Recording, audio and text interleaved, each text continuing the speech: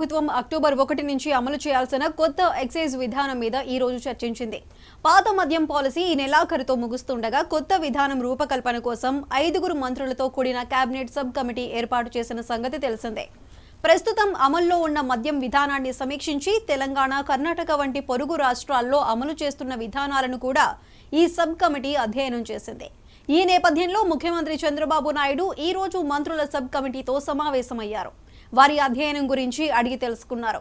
దీంతో ఎక్సైజ్ విధానానికి తుది రూపు దాదాపు ఖరారైనట్టేనని తెలుస్తోంది. గీత కార్మికులకు 10% మద్యం షాపులు కేటాయించాలని కొత్త పాలసీ నిర్ణయించింది. ప్రజల ఆరోగ్యాన్ని దృష్టిలో ఉంచుకొని నాణ్యమైన మద్యాన్ని సరసమైన ధరలకు అందిస్తామని మంత్రివర్గ ఉపసంఘం ప్రకటించింది.